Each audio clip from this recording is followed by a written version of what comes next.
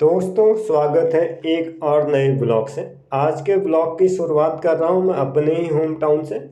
हम आज ये नैनीताल जिले से दिल्ली तक का सफ़र अलग अलग परिवहनों से तय करेंगे। पहले हम आ जाते हैं केमू की बस से। जैसा कि आप सफ़र कर चुके हैं, यह बस हमें रेलवे स्टेशन तक ले जाएगी।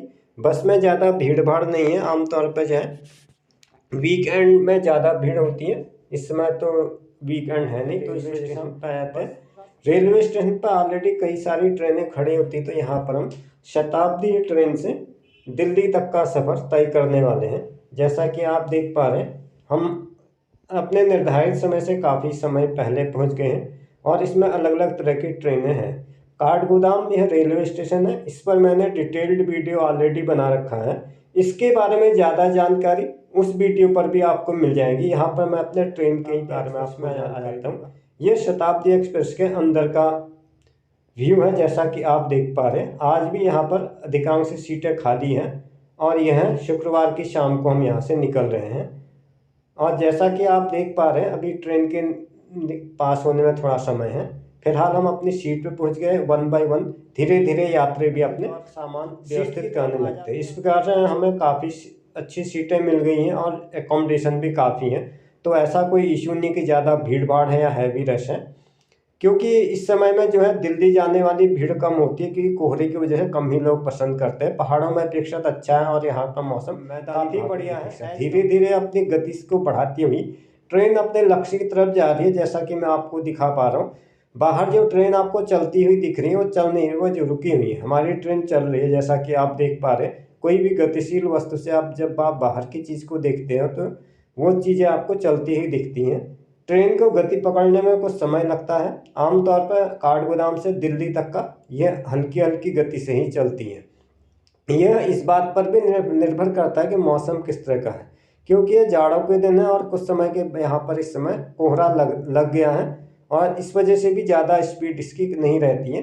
फिलहाल अपनी मध्यम गति में चलती हुई हम अपने लक्ष्य की तरफ जा रहे हैं और इस तरह से मैं आपको व्यू दिखाते हुए जा रहा हूँ। ज़्यादातर इन दो रेलवे स्टेशन के बीच में मुश्किल से 5 किलोमीटर की दूरी होती है, तो इसमें ज़्यादा तेज़ स्पीड पर इसको नहीं चलाया जाता है। अपनी मध्यम गति से चलते हुए ये अगले रेलवे स्टेशन की तरफ आती हैं और यहाँ से भी इसमें सहयात्री चढ़ने लगते हैं। जैसा कि आप देख पा रहे हैं, बाहर का व्यू आपको इस तरह से दिखाई देगा। अभी मैं विंडो के जस्ट किनारे पर हूँ, तो इस वजह से भी थोड़ा उतना अच्छी विजिबिलिटी नहीं आ पाती है, क्योंकि कांच से कुछ रिफ्लेक्शन वगैरह होता है। इस समय हम हल्द्वानी के मुख्य मार्ग पे हैं, टनकपुर रोड है, और इसके बाद इसमें भोजन आदि की व्यवस्था कर दी जाती है और वन बाय वन हमें अपने हिसाब से भोजन इसमें दे दिया जाता है। पहले इसमें था केवल जिसका भोजन रेलवे यात्रियों के द्वारा टिकट के अकॉर्डिंग ही दिया जाता था, लेकिन उसके अलावा भी अब अतिरिक्त आप पैसा देकर इसमें भोजन पा सकते हैं। जैसा कि आप देख पा रहे हैं, सामने एक हॉकर सा आ रहा है। पहले ये होता था टिकट के अकॉर्डिंग ही आपको खाना दिया जाता था जो टिकट में होता था, उसके अलावा भी आप अपने मनपसंद का खाना मंगा कर ले सकते हैं। फिलहाल अलग से खाने की ज़रूरत नहीं होती है, सफिशिएंट खाना इसमें मिल जाता है। लेकिन कई बार क्या होता है, हर किसी का अलग अलग टेस्ट होता है, तो उसके अकॉर्डिंग भी अलग से पे करके आपको अतिरिक्त खुराक आईआरटीसी के ही कर्मचारियों के द्वारा दी जाती थी। ये हमारा, जैसा कि आप देख पा रहे हैं, नाश्ता आ गया है। इसके बाद एक नाश्ते के बाद रात का डिनर होता है और तब तक रात के 9 बज जाते हैं। स्टेप बाय स्टेप हमें खाना दिया जा रहा है और इस तरह से दिया है। अगला स्टेशन, जैसा कि आप देख पा रहे हैं, मे भी शायद ये रुद्रपुर का रेलवे स्टेशन है। रुद्रपुर एक औद्योगिक एरिया होने से इसमें फैक्ट्रियाँ वगैरह काफ़ी हैं, उस वजह से अब मौसम में भी थोड़ा सा फॉग यहाँ से शुरू हो जाता है। अपनी गति से चलते हुए हम ये लगभग यूपी क्रॉस कर चुके हैं। अब हम दिल्ली गाजियाबाद के एनसीआर में पहुँच गए हैं। इस समय यहाँ पर कोहरा कुछ ज़्यादा है, क्योंकि जैसे हम मैदान से पहाड़ की तरफ बढ़ते हुए जाते हैं रात के समय में, तो कोहरा भी अपनी चादर को समेटने लगता है। समय है ये, जैसा कि आप देख पा रहे रेलवे घड़ी के अनुसार 20:15 समय हुआ है रात्रि का। लगभग रात्रि का 8:15 हुआ है। अभी 9 बजने में समय है। ठीक 9 बजे ये हमें नई दिल्ली रेलवे स्टेशन पर छोड़ देगी। मुख्य समय इसका आपका गाजियाबाद से दिल्ली तक जाने में काफ़ी समय ले लेती है, क्योंकि आउटर पर काफ़ी सारे सिग्नल रेडी रहते हैं, क्योंकि नई दिल्ली वैसे भी सबसे व्यस्त रेलवे स्टेशन पर आता है। जब तक कोई ट्रैक खाली ना हो तब तक रेलगाड़ी को आगे नहीं बढ़ाया जाता है। उससे पहले तिलक ब्रिज पर भी इसको रोका जाता है ताकि अपने हिसाब से इसको प्लेटफॉर्म पर खड़ा किया जा सके। इस तरह से आप इसकी स्पीड काफ़ी कम हो जाती है गाज़ियाबाद क्रॉस करने के बाद, क्योंकि रेलवे लाइन भी एकदम खाली नहीं मिल पाता है, विशेषकर शाम के टाइम में। यहाँ पर कोहरा हमारे उत्तराखंड स्टेट से काफ़ी ज़्यादा है, फिर भी as comparison of Haldwani, Kathgodam, Rudrapur से थोड़ा कम है। समय की बात करें तो रात्रि का 9 बजे हमारी रेल एकदम प्लेटफॉर्म पे आ चुकी है। दिखा सकता हूँ, तो नई दिल्ली का रेलवे स्टेशन है। यहाँ से हमने अपने लिए ई रिक्शा आजकल चलते हैं, न्यू दिल्ली आप देख पा रहे होंगे, ये नई दिल्ली का मार्केट है। रात काफ़ी आ चुकी है तो मैं अपने सामने का व्यू आपको सुबह दिखा पाऊंगा। एकदम रात में उतना क्लियर कट आता भी नहीं है और अधिक यहाँ पर दुकानें खुली ही रहती हैं, आप किसी भी समय पर आ जाइए। यह स्थान जो है नई दिल्ली से पहाड़गंज की तरफ को जाता है। ज़्यादातर हम रिक्शा या ई रिक्शा ज़्यादा अच्छा रहता है इसमें। तो अब हमें इस यातायात के साधन को भी छोड़ना पड़ेगा। अगला यातायात का साधन हमारा मेट्रो रेल होगा। अभी तक मैं इसमें 3 यातायात के साधनों का इस्तेमाल कर चुका हूँ। पहले हम बस में आए थे, बस के बाद हम ट्रेन में आए, ट्रेन के बाद इस तरह से अभी ई रिक्शा में जा रहा हूँ। अब अगला जो हमारा मेट्रो स्टेशन आता है, मेट्रो स्टेशन से हमें यहाँ से मेट्रो पकड़नी है और मैं इस तरह से अपने ऑन द वे पे जहाँ हम मेट्रो में आ चुके हैं। हमने टोकन ले लिए थे और कुछ देर यात्रा करने के बाद हम अब पहुँचते पहुँचते हम रात हो जाएगी। तो अभी मैं मेट्रो में बैठा हूँ, जैसा कि आप देख पा रहे हैं। ये काफ़ी अच्छा साधन होता है और एज कंपेरिजन ऑफ सस्ता भी पड़ता है। तो सुलभ और सस्ता काफ़ी हो चुकी थी तो वीडियो को ज़्यादा लंबा करना पॉसिबल नहीं था। अब सुबह हो गई है, सुबह का व्यू इस तरह से काफ़ी ठंड है यहाँ पर। ये यहाँ का शॉपिंग कॉम्प्लेक्स है, जैसे कि आप देख पा रहे हैं। इस समय सुबह हो चुकी हैं तो यहाँ पर अभी काफ़ी ठंड है। इस समय बजाय लगभग 12 बजे यहाँ पर इतनी धूप आई हुई है।